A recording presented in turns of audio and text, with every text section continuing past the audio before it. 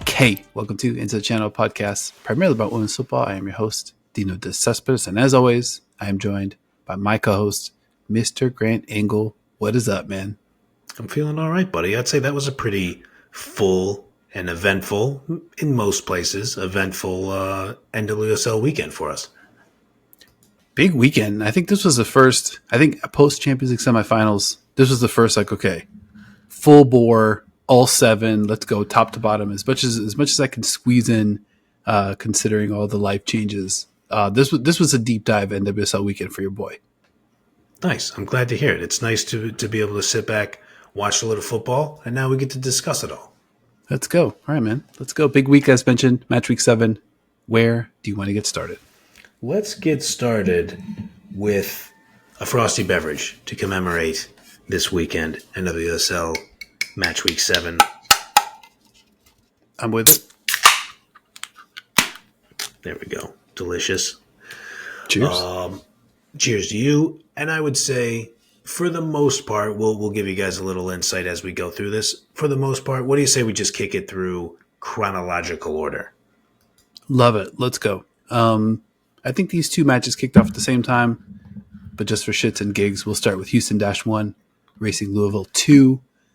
A battle of, a couple teams outside of the playoff mix, but we did a bunch on Racing Louisville last week. Basically, the up and down nature of them, the XG, the mysterious XG situation, which is funny. They win this one, they lose the XG battle for the first time this season. But yeah, Racing, they grabbed their second win of the season. The stats were interesting. I think the Dash played pretty well. 60-40 possession to Houston. Shots were even 12-12. The Dash had one more shot on target. Avery Patterson, though. I think we're seeing a big-time player kind of growing up in front of our eyes here. Yeah, got that first appearance for U.S. Women's National Team. Great skill from a right back to kind of take those couple touches and fire in that right-footed shot. Phenomenal. Phenomenal strike from her. Arrow pointed up. Patterson, 5 shots, 4 on target. She gets the goal early. When was that? 8th minute to kind of kick things off. The downside, though, for Houston, Patterson, the only player, 5 shots, the only player with more than 1 shot in this match. Houston had 7 other players that notched a single shot. We've talked a ton about calibration on this show for sure. You switch gears, you look at Racing Louisville. Emma Sears, 4 shots, 3 on target. Fisher, DeMello, DeGrande, 2 shots each. They got a good mix, Racing Louisville, of offense from different spots on the pitch. And wouldn't you know, another weird showing, a weird result. They come in on the road and get the big 3 points here. Yeah, I remain confused on what to do with Racing Louisville. I think they may be a conundrum wrapped in a riddle as we go through this season. But what I do know is that Jordan Bloomer had a couple hell of a saves. She had the double save right after the hour mark. That was obviously massive. She had a great reaction too. Like she's like super pumped up as she should have been. But then it felt like 6 minutes later, 5 minutes later, she had a really nervy moment. So there was a little bit of a roller coaster aspect. But, you play well enough to win. You only let in 1 goal. Your team picks you up with the other 2. You're rolling out of there with 3 points. And they have a date with the Seattle Reign FC coming up this weekend here in lovely Seattle. I'm excited for that one. Excited to get your perspective on that one for sure.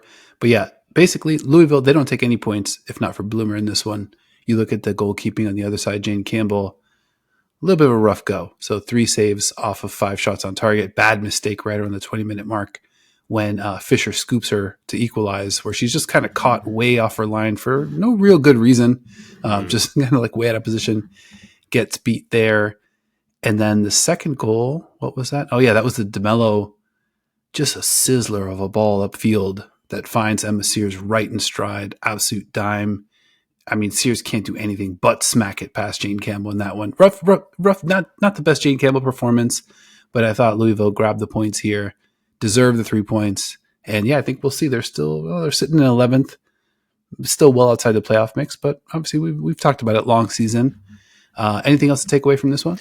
Yep, live edit. I'm a total dope. Racing Louisville is not coming to Seattle to play next week. That would be the Houston Dash. The other team who I meant to refer to, I was like, oh, I'm getting that in sometime in this segment. Racing Louisville, they're going to stay home and play Gotham FC next match week. But now that that's out of the way, no, I think that's about it. I think Campbell almost got the kick save on that Sears finish, but I really liked Sears's poise on it. You're right. The ball was so good. Like, it's one of those things where it's such a perfect pass. You kind of have to finish the chance.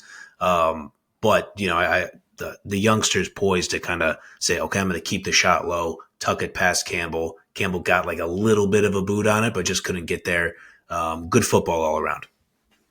Yep, absolutely. Yeah, we'll keep an eye on both these teams for sure. Yeah, and I guess you'll get a look at the Dash next week and have to wait a little bit for your Racing Louisville experience. Let's shift gears eventually. Though. Maybe probably the match of the weekend. I think I'm not sure there's a ton of competition for that title here, at least in the NWSL. Washington Spirit 3, Angel City 4, absolute barn burner. I got to watch a ton of this one live in the moment, and it was wild. I think the teams decided they were going to play a little defense, and they were going to play not so much defense, and they're going to kind of go up and down. No Yona Giraldes in this one. No Aubrey Kingsbury for the Spirit. And just a lot of back and forth, man. What was I'm not sure where to start with this one. Where do you want to get started here? And I'm not a great guy to ask where to start. So, like, I had a long work day on Friday, and then I needed to rush to Lumen Field to cover the match. So I get into the press box, and it's like, we're like 20, 30 minutes out from kickoff, and everybody's just like, who knows what's going on in this match? I'm like, wait a second, hold on. So I got to like pull it up.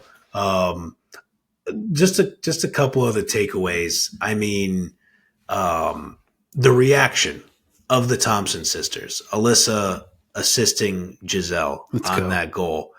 The level of, I'm not sure like what the cocktail is, but the level of surprise mixed with the elation really brought me a lot of joy. It was like those two young people realizing like, whoa, that was a really special thing that just happened for us. Like, they looked, like, shocked is a funny word because they're both elite players, like in the scope of they play in the national team, they're very good players.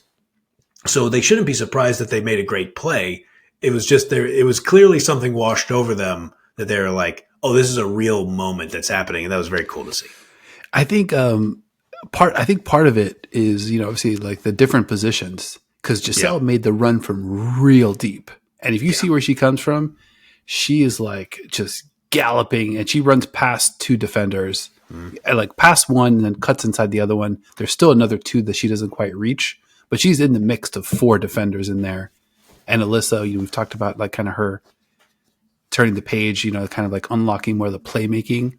So to be able to hit Giselle, her sister, from way deep off a sick run, and my brother and I never played at any kind of crazy level, but we definitely, hooped in some interesting spots. And there is something too when I do something special and he did something special, and those two special moments come together, and it's like, it definitely goes up a level where you're just like, oh man, that was great. I think we're going to remember this one for a while.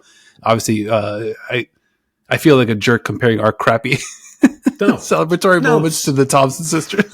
Similar. But here we are. Don't sell yourself short, man. How many times are you and I going to talk about, pickup basketball stuff? A lot. To our friends, to our pals watching the show, at least give us that. Look, we're not comparing ourselves, but come on, give us some grace on that. Yeah. I can compare the elation. That's really what we're talking about here. Okay, back to the game. Riley Tiernan, apparently this is a real player. Good. That's a player right there.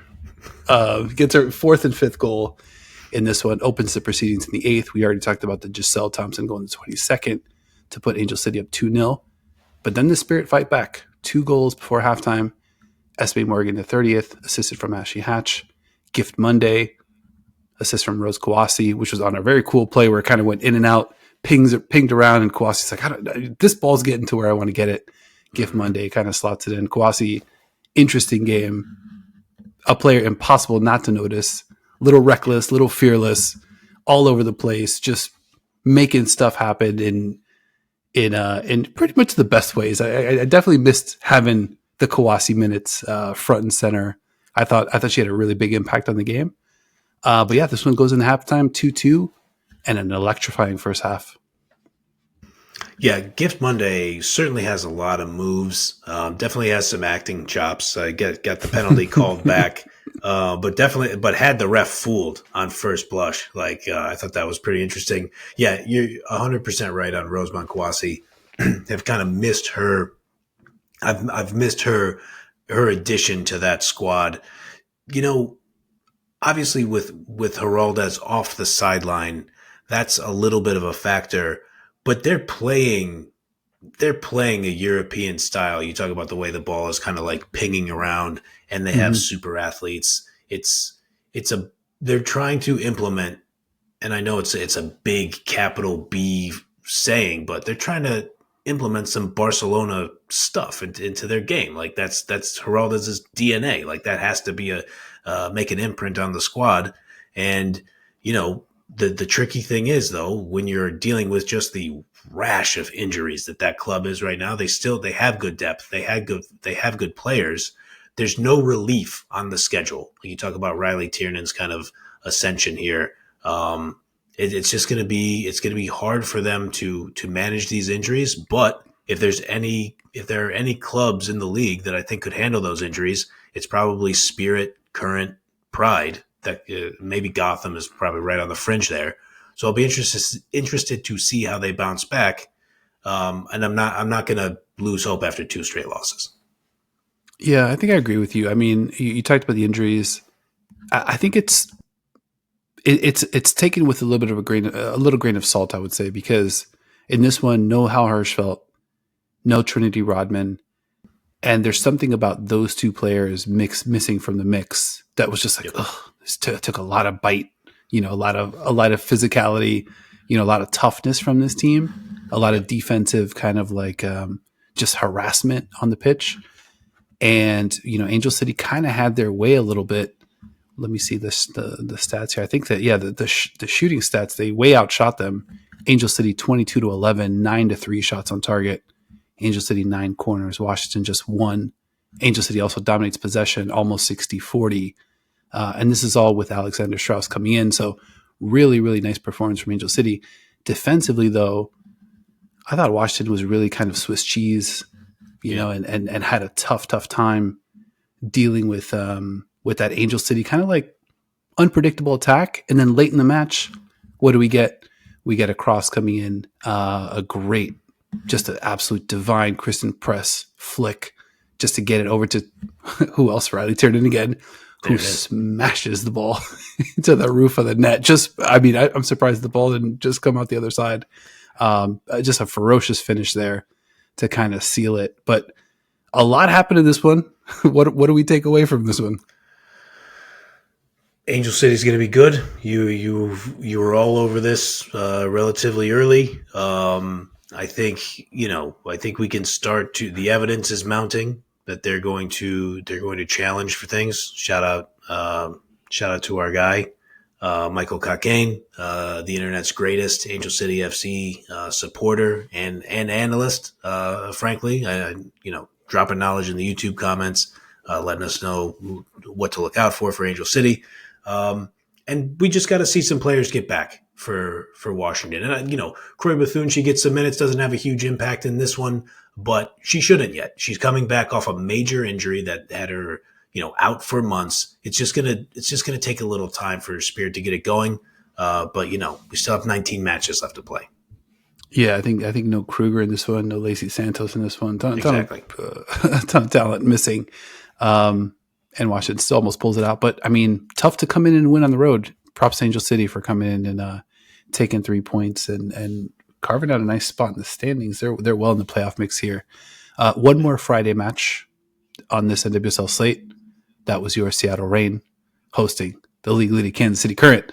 We're not going to talk about this one here.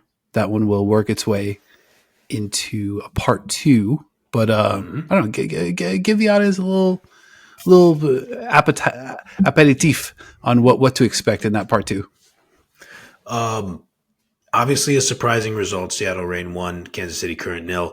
We are joined by the great Tom Baum from the Current Moment podcast, from Let's Shades of go. Blue, the internet's greatest Manchester City Football Club podcast, of course, as well as the 12 that Tom Baum hosts with three of his pals on the Women's Super League. And Tom, based in the middle of the map, Kansas City, Missouri. So me and him chopped it up. Him from the Kansas City perspective as a journalist, me obviously another unbiased journalist here working in Seattle. So we took a little time to discuss what we saw there. I think people will enjoy it. I hope you check it out. Let's go. Okay, I haven't heard it. Can't wait to check that out. Looking forward to it. Let's shift gears and head to Saturday. This one hurt. This one hurt, I think, both of us for different reasons here. Portland 1, Absolutely. Orlando Pride 0. The double winners, the double holders, the holders. Go to Portland. Don't get it done. I think my biggest takeaway here, obviously, Reina Reyes, a great goal in the 16th assist from Raylan Turner. That move from Reyes kind of reminded me of that kind of snatch behind the back Steph Curry dribble, where it's like it ends in a sidestep and just kind of like drains the three. Same footwork, same kind of cadence and rhythm on that one. So I definitely recognized it. But Portland, just a tough side. They really made it difficult. They created a lot of chances. And I continue to think that Orlando kind of missing another connecting piece there. Seems like they've got like Marta up front. They got Band up front, and they're just missing that piece in the midfield or that attacking midfielder, somebody to be alongside Marta to kind of create more from different spots on the pitch. Maybe that's an Angelina. Maybe that's an Ali Watt. Maybe that's a Grace Chanda who came on and looked good. But either way, offensively, this doesn't look like a team that has that same unbeatable sense when you look at this Pride side, and they obviously take the L on this day. It's just going to be a different season, man. We talked about what a dream season that is last year. You have a lot of great players returning. How much does the Adriana loss loom large, over this squad? But you still have tremendous depth, like you said. Like, you're not going to get that kind of Ali Watt match too often. I felt like she had like two really good chances that she probably could have put away. Probably does put away at least one of those on most days. I'm with you on the Grace Chanda minutes too. She's another player coming off a bad injury last year, traveling home from the Olympics, if I remember correctly. So let's get her more comfortable. It's just, you can't expect a team to just ransack the entire league 2 seasons in a row. Not in this league. I just don't think that's totally feasible. Now, I would be absolutely floored if they finish worse than 3rd in the table. I think that still stands. But, and it also is just a weird quirk of the schedule and the way they rested last year. Kind of bizarre that Portland not having a great year last year, and then this year kind of having a lot of questions, obviously, with Sophie Wilson, on maternity leave. It's kind of weird that Portland is the team that's now beat them twice in like less than a year, less than a calendar year. But it's going to be a little harder this year, but it should be for the defending double winners. Yeah, I agree with that. I mean, I think, a lot of changes in this lineup too. So Shavoshi starts on the back line. Oyane gets to start also. I think Ali Limo starts in the midfield. So there was definitely a lot of changes. Ali Watt, I thought she had a good game. I thought she was in good positions, to your point, those couple chances late. Arnold had a big time stop, I think, on the second one, just like full extension kick stave, which is nasty. Yeah. I don't really blame Ali Watt there. I want to talk a little bit about Portland, though. Hina Sugita, she was great. 5 tackles, 3 interceptions. She connects on 87% of her passes. Just in great position athletically. She looked fit and fast, which was great to see. And, we've talked about Sophia Wilson, obviously not available for this Portland side. What would that mean? Where's the scoring going to come from, et cetera, et cetera. We might be ready to turn the page on that conversation because Portland just has some creators and they have some attackers. I think, there's something about Sam Coffey who plays great for the national team, and it kind of has her role in the national team. But there's something about her in Portland where she's just the hub. Like Yeah. she's getting the ball and she's getting plenty of touches, and she's having a tremendous impact on the games. And then Olivia Moultrie, obviously she's been around a long time, but still a young player. It feels like she's taken a step up this year. Like she's aggressive, she looks fast, she looks more athletic as well, and she's getting the ball to where she wants to get it. One stat that kind of stuck out to me, she's at 5.37 shot creating actions per 90. I think that's good for second in the league. And she just looks really good, and she's just doing a lot of creating. And, this is another side that less talent, but outshoots a better team. More shots on target for Portland. Yeah, it's a great point on Moultrie. I think our pal Goog on Reddit and Blue Sky has pointed out that people were pretty quick to start making some sweeping judgments on Olivia Moultrie, which, and I don't say this pejoratively. Like me and you, we're old men, but she's a kid, man. Like, it's not fair to make some like big overarching statements on who she's going to be as a player. She's now 19 years old. I think when she came in the league, she was the youngest player at that point to play in the league. And you're exactly right. Like you could always see the footballing intelligence is there. She's out there playing against grown adults. So you got to give her a little time to and she was playing at the level through portions of the past couple seasons. But you're right. She's kicking it up a notch now. And it's probably not a coincidence that, she's getting older, more time with the, strength and conditioning coaches and stuff like that. Like, that's just how this is going to go. She's going to get another look for the U.S. women's national team, and she's going to continue to play well for Portland. I don't think there's any doubt about that. I think there's also more touches to be had. Yeah. The defensive side of the pitch, it's Coffee. That's kind of remains the same. And then upfield, it seems to be Moultrie who the offense is running through. And I think that is a good thing for Portland, to be honest. Yeah. In this one, Orlando also missed Kylie Danner. And then they also lost Anna Morehouse to an injury. McKinley Crone comes in. And then there's a Seb Hines quote that I want to hit here. So Seb says, quote, McKinley has been waiting a long time for that opportunity. It is in a way that we didn't want it to happen. Obviously, you never want to see a player get injured. Mac has been patient, waiting for this opportunity, and I thought she did well when she came on, end quote. I tend to agree. I think it was tough to see Morehouse go out, and then obviously having given up the goal. But Crone, I think, came in and played pretty well. But I think the story of this one, the Orlando offense kind of stalls out. Portland gets an early goal, is able to kind of hold on.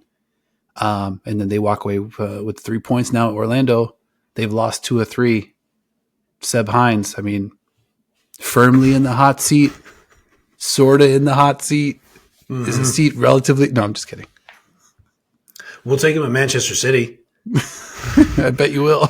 Yeah, if you want to give up, that's fine. Last thing I'll say, I think you're right. I think the attack obviously stalls out. You don't score. It's a clean sheet.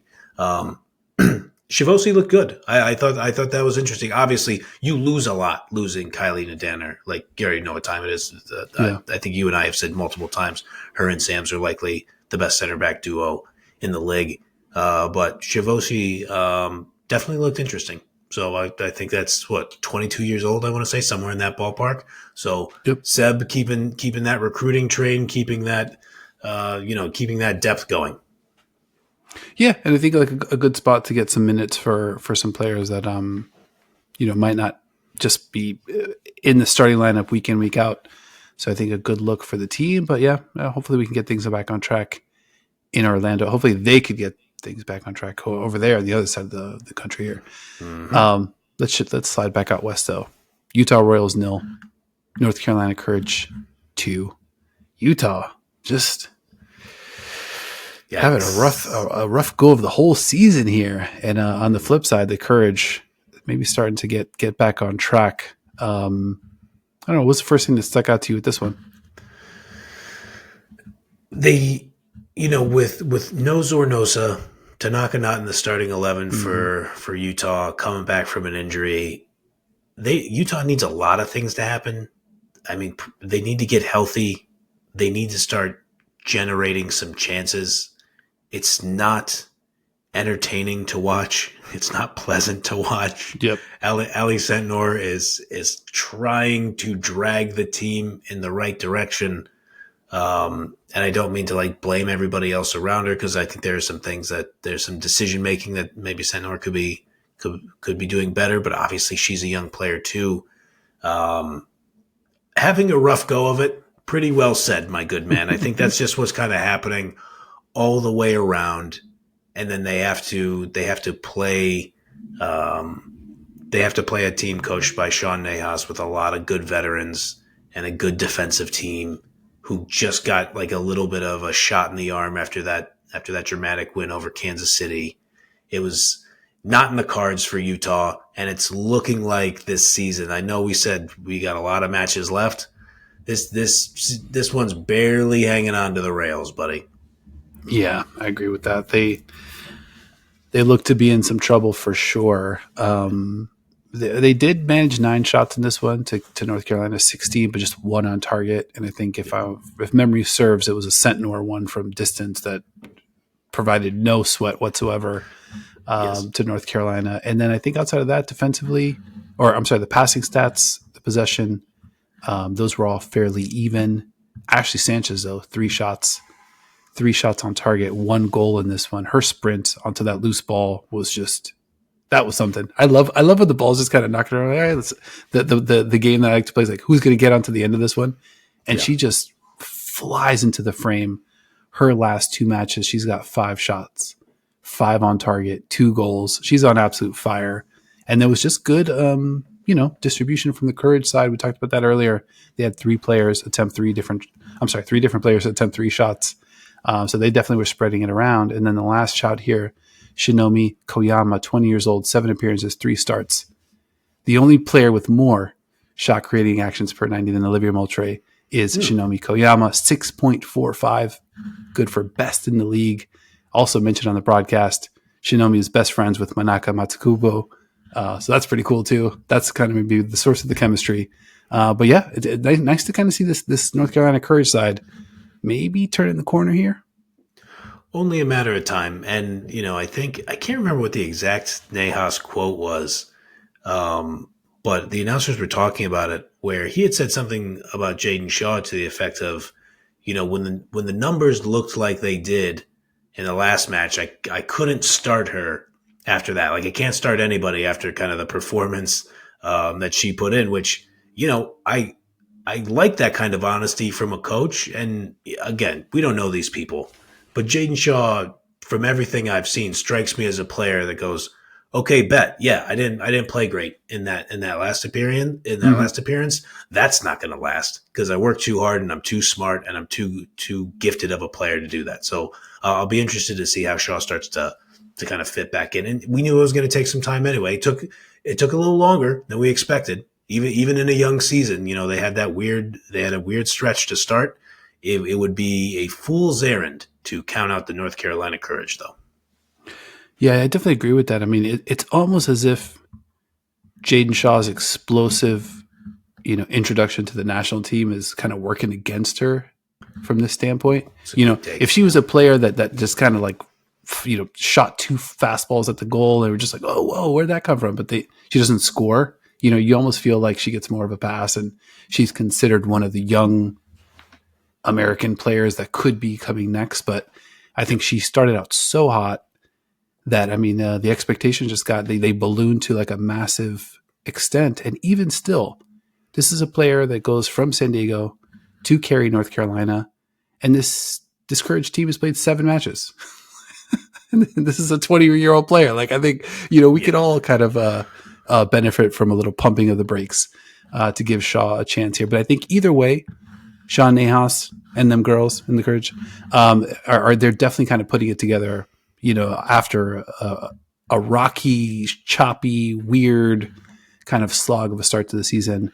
So I don't know. It could be the Courage kind of coming on here. I had them ranked 4th coming into the season. I'm not sure if they'll reach that apex necessarily, but good to see them kind of on the right track. Yeah, I think I was right there with you. I know I had them pretty highly rated as well. So I think it's a matter of time. Ryan Williams has been playing well all season despite the slow start. Mm-hmm. So that's good to see too. Yeah, I mean, they're too disciplined. They have too much talent. It's a matter of time. So I think that might have been the third or fourth matter of time between the two of us. But that's what's happening here. It's a long season, everybody. When's the fifth one coming? Just a matter of time. Ryan Williams also has a cross towards Manaka that deflects off Del Fava for the own goal. That becomes the second one, and ultimately the final nail in the coffin for the Royals. Let's shift gears to Sunday, though. Gotham FC, 0. Chicago Stars, 0. The first match post Lauren Donaldson, enter the Masaki Hemi era. Quick shout out to Lauren. Well, what do we need to say? What do we need to say about Mr. Donaldson? He's a good manager, man, and I don't like it. I don't like the firing. I don't like the rationale behind it. I don't like the GM coming out and saying something to the effect of like, "Oh, we got the players. We have the right, we got the right formula for him." I think that's no, you ain't got the players. The results would dictate otherwise, and like Mel Swanson's not out there. Sam Staub's coming off a bad injury. Donaldson helped keep that thing together last year with the players that they did have. There's just there's something that happens in sports where certain managers and coaches don't get as much time as other managers and coaches. And I find that continuously frustrating. And I think Donaldson will land on his feet because you saw what the Jamaican national team was able to do in 2023. I think the Chicago Stars, and last year the Chicago Red Stars, had a lot of good things going for them, and I think a lot of that is because of Lauren Donaldson's footballing ethos, and I wish our guy well. Yeah, I agree with that. Yeah, I think a season with Swan, and I mean, this is a tough league. Even if they have Swanson and Staub at full health, that guarantees nothing. That's also true. Talking about Chicago having the players, in my notes, just let's compare these attacking units. In my notes, I write, I'm a fan of this Joseph Ludmila Schlegel attack. That's kind of how I describe Chicago. Yeah. And then you look at the other side, Jace, Esther, and Ella Stevens front three, and then they can bring Mitch Purse off the bench. Shapansky looks like a beast, just creating chances left. They don't score in this one, but the difference between those attacking, right? quite a gulf there.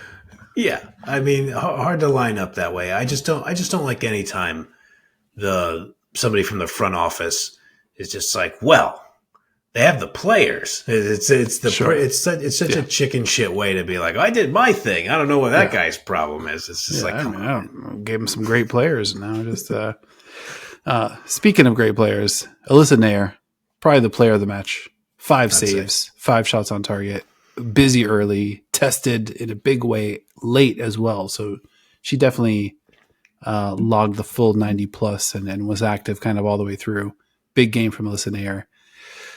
But just to kind of circle back, I don't believe the Chicago necessarily has the players. They have some players that I like that are interesting, but credit to them. They claw out the first draw of the season, going to Gotham. One of the big 4 or 5 of the league, and hold them scoreless and walk away with a little something. Yeah, and I don't know if it's a new manager bounce. Maybe there's something that's happening in the back that we didn't see, but there hasn't been, at least to my knowledge, there hasn't been a whiff of that in any of this reporting. And sometimes you get the new manager bump, not because players didn't like the last manager, but because the players are like, whoa, what's going on here? Like, there are big changes happening here, and sometimes that's kind of like part of the psychology of the game. So I'm not quite sure, but it's a good result to get that draw, and it's a football game that happened. Emily Sonnet had some weird moments. She had some pretty good moments. It's 0-0. I won't act like I was particularly enthralled watching this one, but football was played, and I watched, and 0-0, share the points, a fair result, we'll call it. Fair indeed. Last quick note here, McKenna Witham, 14 years old, checks in at the 81st minute. I think now the youngest player ever to play in the game, puts a header on target late, easily dealt with by Nair. She gets an even better look later a few minutes later that Nair also deals with, but has to make a big save. Interesting introduction. I'm not sure what you can expect from a player at that age, but wish that player the best. And I'll tell you, it didn't look like a 14-year-old player. I think with them, at that age, got minutes, and then for Houston, KK Ream, 15 years old, also, I think she was playing in the midfield to totally look the part. I mean, it's pretty nuts seeing these young players and even these first year players, like a player like Carly Lima for AFC, just looks like a monster. I like Riley Tiernan, another player athletically, just looks like a fully formed, just peak of their powers type athlete. I think it's probably something that we're going to start to see more and more. And maybe this could be something that the NWSL has up their sleeve to kind of compete with some of the European leagues or some of the leagues worldwide. I know it's been a hot topic on social and on Reddit, etc. Yeah. But either way, good showing for Witham, and a player that I think impossible to ignore that this player has a very high ceiling. Yeah, I think that's definitely true. I just want to make sure that I haven't completely lost my mind here. So we're going to do this live on the show because I thought Witham got some minutes against Seattle too. That's possible. That's definitely possible. Yeah, she came on, but it was like right at stoppage time. It was right in the 90th minute. And so I think at one time you had Emery Adamas, McKenna Witham, and Jordan Bugg all on the field at the same time. So it's like multiple teenagers out there. There is something, and I think all of our pals who watch the show know I'm squeamish around injuries. Like, I'm always for it. Like if a player's like, I can't go, I think that makes sense. Sometimes I tell coach, like my advice to coaches is like, just wait, let him get more healthy and stuff like that. I am a little squeamish about players who are that young getting on the pitch and playing like against Barbara Benda and Marta and, like Mal Swanson, Sophie Wilson, like full grown adults, Trinity Rodman, like you just like the list goes on and on and on of just like absolute, truly peak of their powers athletes out there. So I think there are some questions, but if, you hope the parents are involved, you hope the parents are thinking critically about this and thinking about the player's future as well. So sorry to be a bit of a wet blanket. I'm not trying to be, but your point stands that it's exciting that these young players are here. I just hope they are treated with the utmost respect and care to make sure they're not put in any really difficult spots. Yeah, the care point's a great one. Obviously, we all played sports and probably played with folks that were older. It's like, I think on the pitch is the least of my concern. It's probably more off the pitch and what's the support system look like? Yeah. There's care and there's documents and there's, parents and guardians and contracts and money. And like, as soon as that all that stuff starts to happen, that's kind of where things can get a little tricky, maybe go off the rails. But I think on the pitch, with them look good. I think a lot of these young players have looked really good. You just hope, to your point, that the parents are doing what they need to do. And then even extended beyond that, there's a good support system in place. Yeah. All right. I want to talk about a couple of California teams, kind of round out the slate here. San Diego 2, BFC 1. This one was fun. Goes into halftime 1-1. I don't like to use the L word, but I got to imagine that BFC was probably feeling a little lucky at halftime. San Diego gets a penalty kick stuffed and a couple point blank chances kind of turned away. San Diego probably should have gone in to the half ahead, but either way, they kind of squeeze in a late winner here to take all 3 points. And I think Bay probably would have been really happy to walk away with something. But they didn't really play very well. And I think the results kind of fell into place, I think, as it should have. Yeah, I mean, speaking of teenagers, great showing from Trinity Armstrong, center back for San Diego Wave. essentially sets up the corner kick near the death. Plays a great pass to Adriana Leon to set up the corner. Leon does the right job by forcing the corner kick, and then Armstrong bounces home the header for the win.